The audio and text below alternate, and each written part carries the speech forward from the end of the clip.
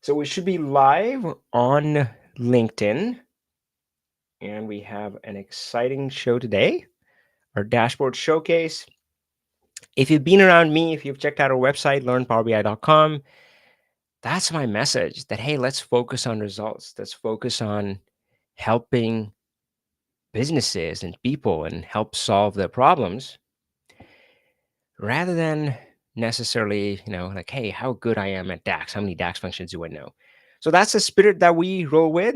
And once a year, we do an event where we try to give back to the community through a real Power BI program where we go out and help businesses in a typically a month-long project. And today we have our special guest, Jeff Gassaman, who's going to be sharing his adventure with his dashboard project. Now, uh, yeah, so the intent behind this is that you, as a viewer, you get to watch the real dashboard and get to hear a bit of the story of how it was created and ask questions. We're here, we're live. You can, of course, connect with Jeff on LinkedIn as well. Send him a message, send me a message.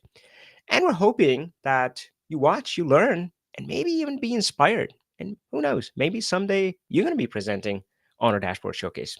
We would love that. All right, with that quick intro, I think we're ready to get started. So let me stop my screen sharing.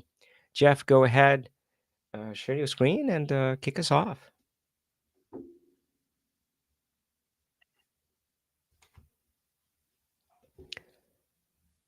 I see some. So, folks, yeah, I'm going to keep an eye on your comment. Laura is here. Laura says hello. And Carol says hello as well. Good to have guys have you on and watching. Jeff should be sharing his screen now. All right. Hi, everybody. I'll share my screen right now and talk about the project I did for Real Power BI.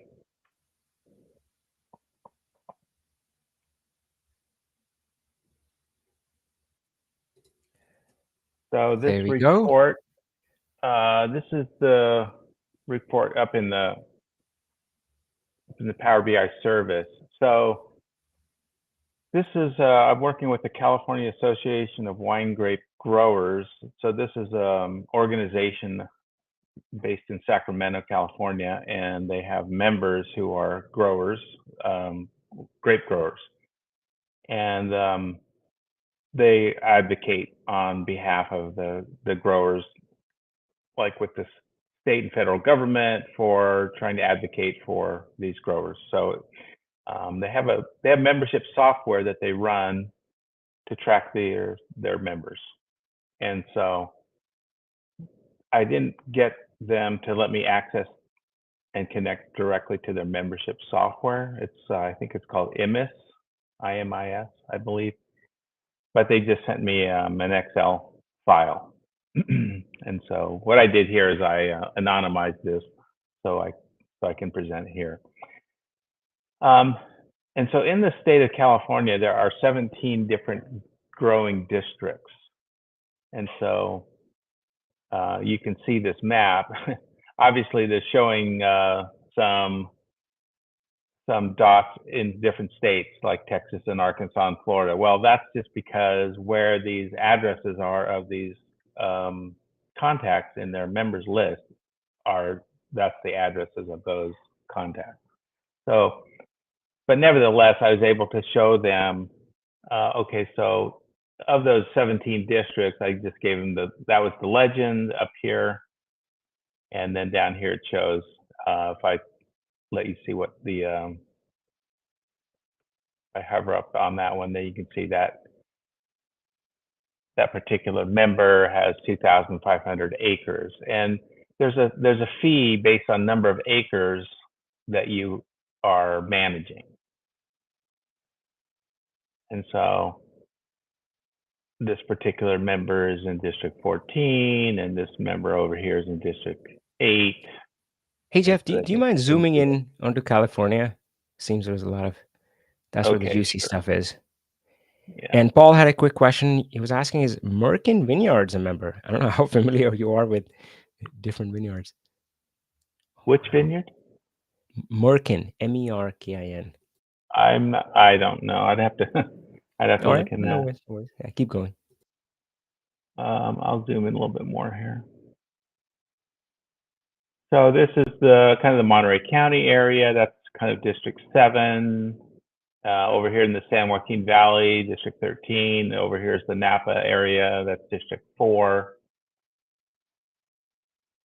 And so when I got this, what I thought I could show them was, well, okay, I'll give you I'll sort this by the just in descending order by the district with the most number of acres and what are their number of dues and kind of what's it turn out to be in dues per acre and percentage of dues.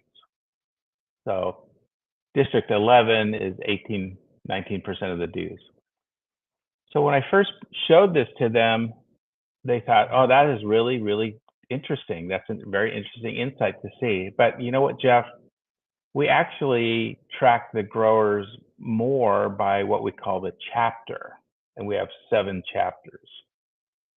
And I said, oh, okay, well, I'll tell you what, I can give you the same view, but by chapter. So what I did here was I gave, using the bookmark feature, I said, okay, I'll make a bookmark and then I'll give you a toggle up here. So if you want to see it by chapter, you just click there and you get the same view. But now over here, this chart is showing it by those 6 chapters. Oh, and I see I have a problem here I have to fix. They're all 100%. So I'll get that straightened out for them. So now I can zoom in there to California again. And so now you can see this is a chapter 5 grower, and that's a chapter 5 grower, and this is a chapter 2 grower, and a chapter 1 grower. So that's what's going on with that toggle up there, and then you can switch back to district. So it's just bookmarking the visualization and then making a button and then saying to that button, okay, the action when you click that is to open up that visualization bookmark. And over here, it's just now switch back to the chapter bookmark.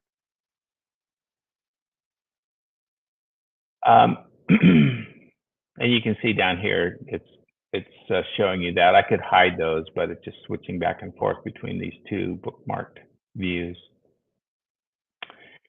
And then I said, another thing that might be interesting for you is to see what your potential dues would be. So I went in, the state of California has a agricultural report that they put out every year of the statistics of a lot of agricultural crops, including the grape report, and it shows all of the acres. So I pulled in that data and I said, so here would be kind of what your potential dues might be by each district. So you have 1,200 acres in District 1, but there's 16,800 total acres in District 1. So if you could get all of those acres in your organization, your potential increase of revenue in that district would be about $79,000. So your revenue could possibly go up from $490,000 to $2 million or to $2.6 million. So you have some opportunities there if you were to try to look at possibly going after that. So that's what this table is showing here.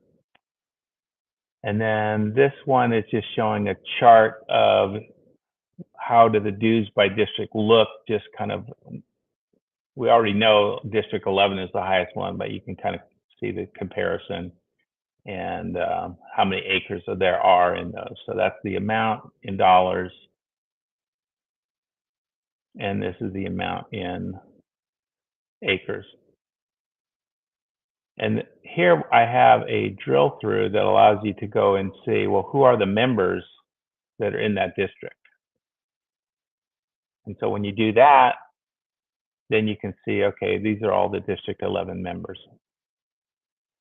And it shows how many acres do they have, what varieties of grapes are they growing, and kind of what are their certifications and how much dues are they paying. And then you can go back. And then this is a dues report that, again, I just blanked out the name of the company, but you can see for all of the members that this particular one is the largest one. They're almost 10%. Here's a view by district, their chapter number or by the district number. And then kind of an overview, the total amount of dues, the total amount of acres that represents, what's the dues per acre, the number of members, and what's the dues, average dues per member calculated. And then I was just playing around with those maps a little bit. So this is that chapter map and a dues map, a dues chart again. And so instead of by district, it's just by chapter. So chapter 2 would be the largest number of dues and the largest number of acres. And then again, we saw this map over here. So that's pretty much the real Power BI report that I put together for the California Association of Wine Grape Growers so far. So the person I'm talking to over there was really excited to see this, and she's downloading Power BI desktop now, and I've sent her the PBIX that I've done so far. Now this toggling back and forth, that's something that is new, so she hasn't seen this yet. So Nice.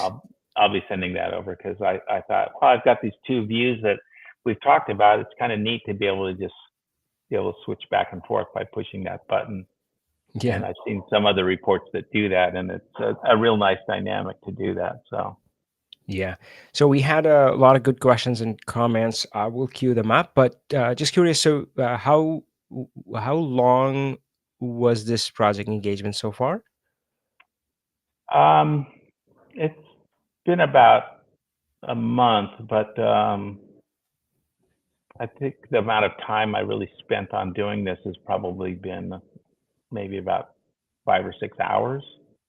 Wow, that's incredible. Yeah, man, that's what I love about Power BI. So, of course, you've been in the wine industry for a long time. You've been using Power BI now for a long time. And of course, we've had you present here and I think in a Power BI conference as well.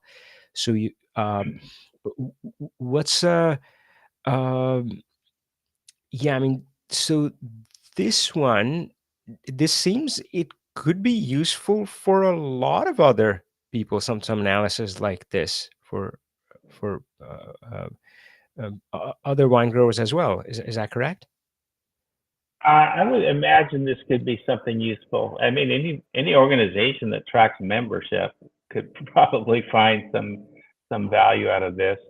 I mean, I'd like the map because I would like the map to really focus more in the real districts rather than spread out by the zip code. Hmm. Because you're seeing people in places where there's not California grapes being grown, right? Texas, New York, and Yeah, the East Coast, Florida, and stuff like that. So that's but for the organization right now, they're okay with it. So that's great. That's great. Yeah, I think I'm trying to remember. I think we have seen members in our Power BI consultant program dive deeper into mapping. I know Kimberly is very interested in that, so that may be a good connection. Of course, mhm, she works on artisan food brands, which have often similar data sets, like give me the markets and show me by districts and color code them. And mhm. interestingly, one of the clients that she and I had been tag teaming, they're using maps quite a bit. So we've seen the effect of that and how effective that can be. So, yeah, man, that can be a great connection. So, Paul was asking that how much a project like this would cost. So this one was our part of our giving back campaign that we run once a year. So this was Right. just our way of giving back. But of course, if you want to work with Jeff, then just message him on LinkedIn and Mhm. discuss the project, and he'll be able to figure out. But what I would say is that Power BI investment, getting some help so your vineyard can get the reporting it needs, your ROI is going to be mind blowing. Right. It's easily 10x to 100x. That's the ROI that you can get with Power BI. Now, of course, it needs the touch of a professional. And actually, I just recorded a video. I was talking about what differentiates a good Power BI professional versus a great one. And maybe a little presumptuous of me to be recording that because the underlying assumption is I'm great. But I said that it's not technical wizardry. And a good Power BI professional, yeah, they would be very good at Power BI and they tend to give you whatever you ask for. But a great one goes beyond that and gives you what you need. And I feel, at least for the wine industry, Jeff Casavan is certainly very well positioned for that. So he has the business knowledge to kind of guide you and make sure you select the right project and execute it correctly. So yeah, folks, check for that. Just yeah, message him on LinkedIn if uh, for that. Let's see what's a good question. Let's see. There's a question about blank. So blank is because in the actual data, they've got multiple chapters for some of these vineyards, or Hmm. multiple districts for some of these vineyards. So, and I didn't have a way to know how to split those up. So I just left that blank. Yeah, yeah. And again, folks, he said 5 to 6 hours. This is an initial effort. That's great. Um, Yeah. yeah, I don't know. Maybe this. I don't know if you would know this one. So, given that California Association of Wine Grape Growers, how are the growers in other states? I think you mentioned that. That's the mapping anomaly, right? They're not really members in Yeah, Texas.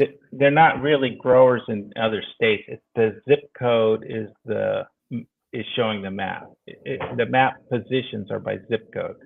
So those are people who are members, and the Yeah, managers' addresses are in those areas, in those zip codes. yeah. So that's why it's And showing out there. yeah, and here, folks, that's how most projects go, and you iterate. And I always say, agile is the way to go. So the way to do it, the wrong way to do it is you first spend, and I've seen companies do it. For they would spend months cleaning the data set. Like, oh, we have to have a clean data set. No, you don't. Creating a Power BI report actually acts like a torchlight.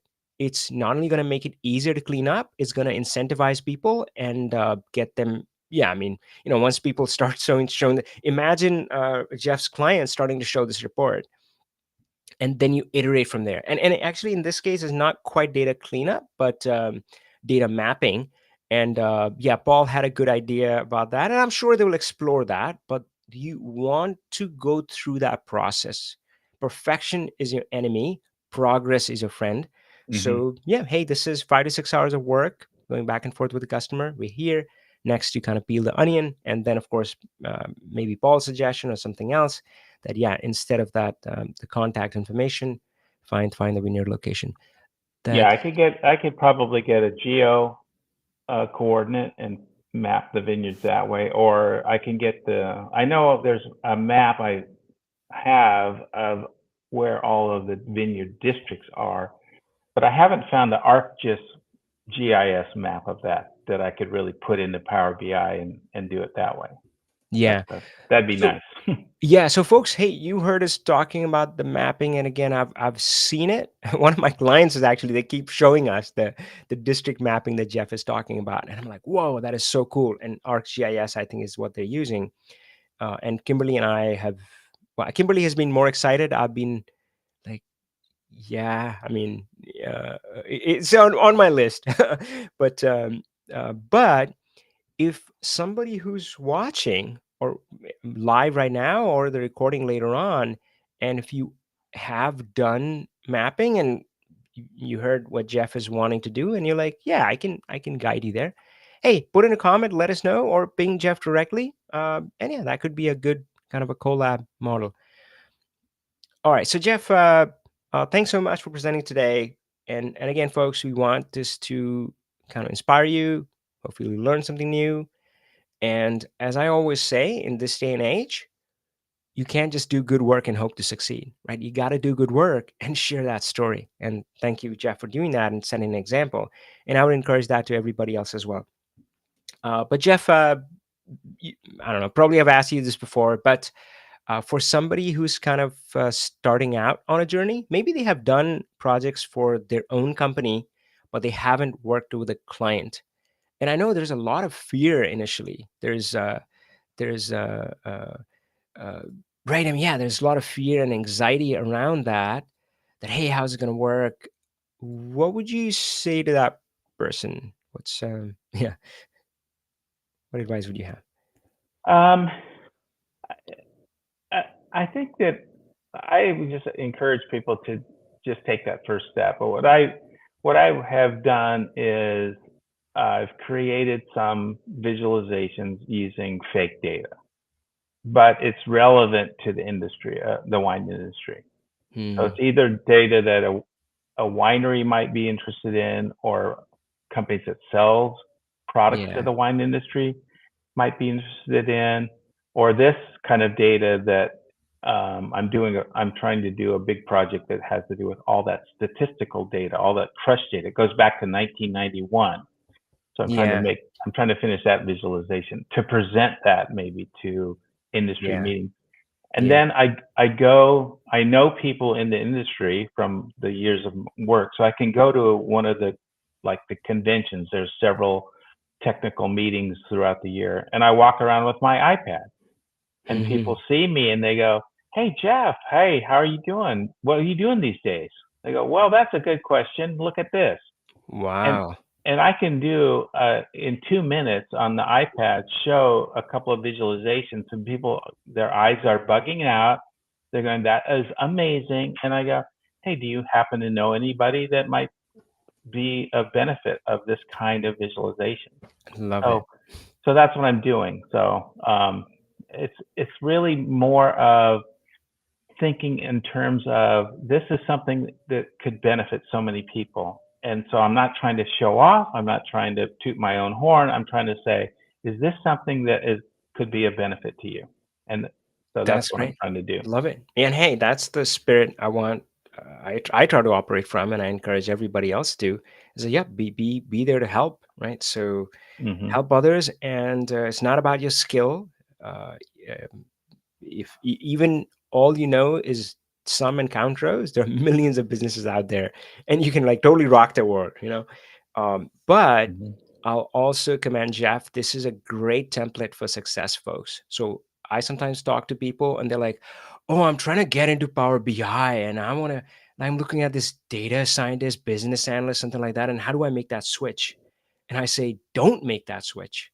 Right? Stay in your business domain. You have years of experience, and kind of add Power BI to that. So Jeff has been in the wine industry for a long time, and now he's helping that industry with Power BI. Be that. So lead with a business niche and up the game with your Power BI skills.